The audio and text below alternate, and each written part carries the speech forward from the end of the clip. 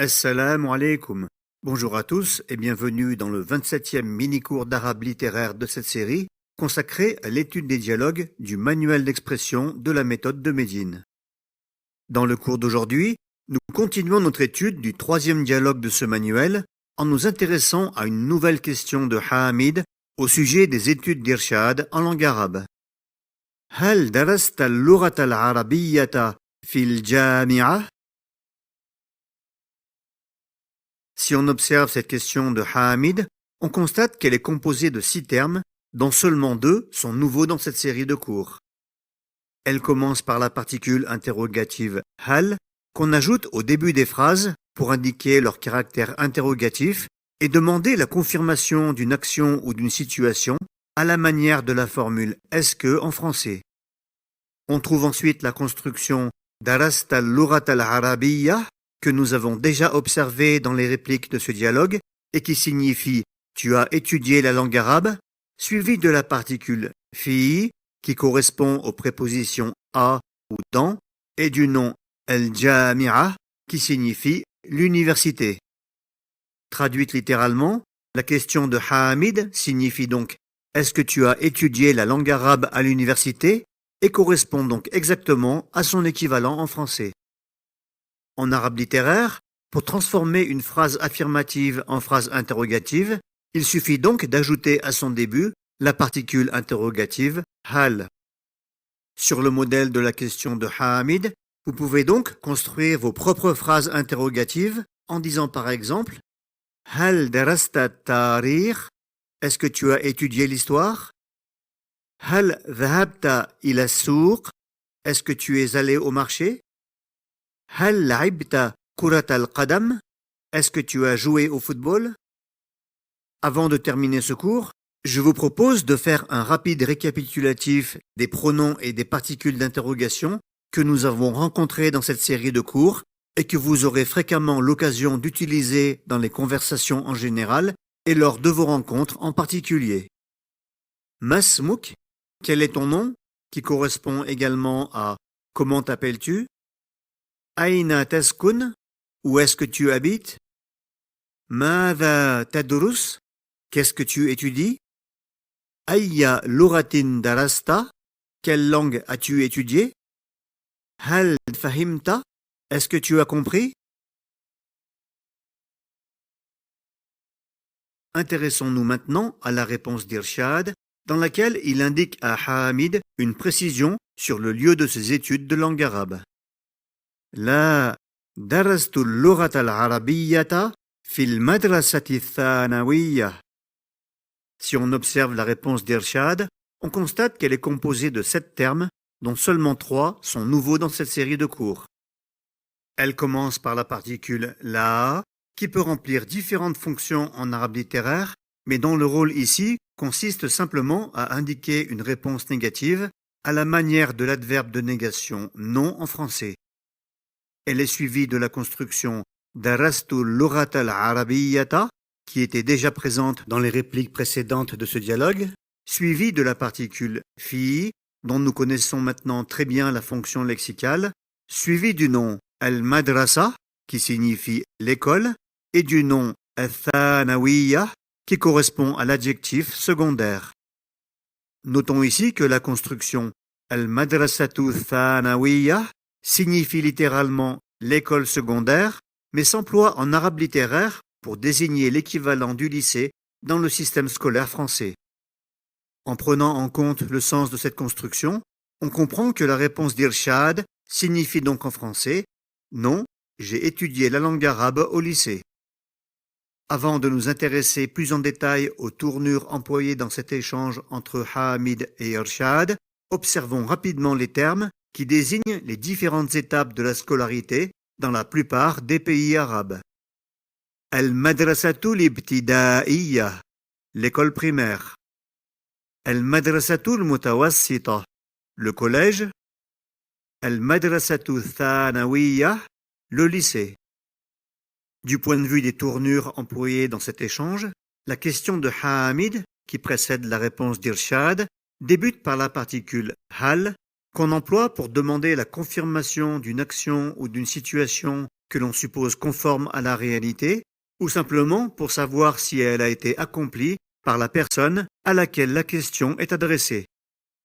En effet, Hamid suppose dans cet échange qu'Irshad a étudié l'arabe à l'université, mais il n'en est pas sûr, et il va donc demander la confirmation de cette hypothèse en ajoutant la particule hal au début de la phrase. Hal darasta al-lughata al-arabiyyata fil jami'ah? Est-ce que tu as étudié la langue arabe à l'université? Irshad répond ensuite de manière négative, puisque l'hypothèse de Hamid ne correspond pas à la réalité, en débutant sa réponse par l'emploi de la particule de négation la, suivie d'une phrase affirmative qui indique le lieu de ses études de langue arabe. La darastu al-lughata al-arabiyyata fil madrasati thanawiyya. Non, j'ai étudié la langue arabe au lycée. En revanche, dans le cas où Irshad avait effectivement étudié la langue arabe à l'université et qu'il aurait donc souhaité confirmer l'hypothèse de Hamid, il aurait utilisé la particule na'am qui correspond à l'adverbe affirmatif oui en français en disant Na'am darastu al-lughata al-arabiyyata fil jami'ah. Oui, j'ai étudié la langue arabe à l'université. Sur le modèle de cet échange entre Hamid et Irshad, vous pouvez ensuite répondre aux questions du même type en utilisant selon le cas les particules la ou na'am selon que vous souhaitez confirmer ou rectifier le postulat exprimé par votre interlocuteur. Hal sharibta shay? Est-ce que tu as bu du thé? Na'am sharibtu shay. Oui, j'ai bu du thé. La sharibtu al-qahwa. Non, j'ai bu du café. Notons au passage que la particule la peut aussi s'employer dans de nombreux autres contextes en arabe littéraire qui impliquent différentes conséquences du point de vue grammatical et que nous étudierons, incha'Allah, ultérieurement dans cette série de cours.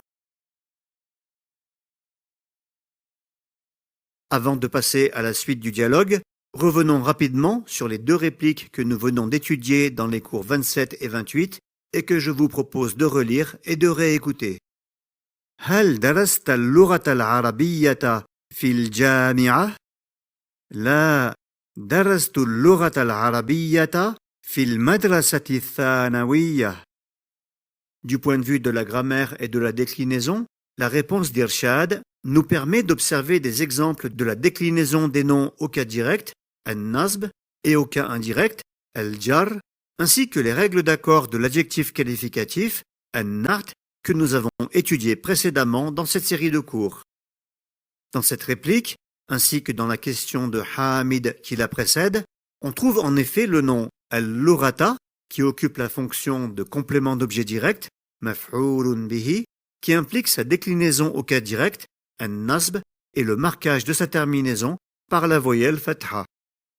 L'adjectif al-arabiyyata, qui le qualifie, s'accorde donc avec lui en genre et en déclinaison, ce qui explique la présence à sa terminaison de la lettre ta marbuta, associée à la voyelle fatha, qui marque respectivement le genre féminin et la déclinaison au cas direct, an-nasb.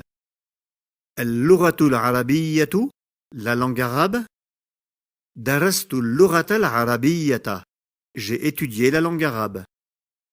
Dans la suite de la réponse d'Irshad, on trouve le nom al-madrasati, qui est placé après la préposition fi, qui implique sa déclinaison au cas indirect, al-jar, et le marquage de sa terminaison par la voyelle kasra.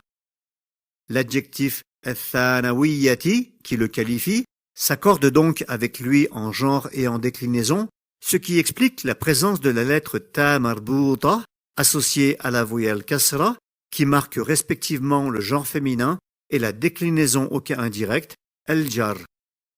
Al-madrasatu thanawiyatu, le lycée. Fil madrasati thanawiyati, au lycée. Notons également qu'en arabe littéraire, l'adjectif qualificatif, an-na'at, s'accorde également en définition, ce qui signifie qu'il doit obligatoirement débuter par la particule de définition alif lam lorsqu'il qualifie un nom défini. Dans cette réplique, comme les noms al-lughata et al-madrasati sont définis par la particule alif lam, les adjectifs al-arabiyyata et al-thanawiyyati s'accordent avec eux par l'ajout de cette particule de définition. Sur le modèle de la réponse d'Irshad, on peut donc remplacer la construction al-madrasati thanawiyyati par les différentes étapes de la scolarité que nous venons d'apprendre dans le cours précédent. Hal darasta al-lughata al-arabiyyata fil jami'a? Est-ce que tu as étudié la langue arabe à l'université?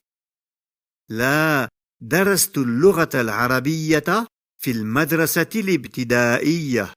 Non, j'ai étudié la langue arabe à l'école primaire. La darastu al-lughata al-arabiyyata fil madrasati al-mutawassita. Non, j'ai étudié la langue arabe au collège.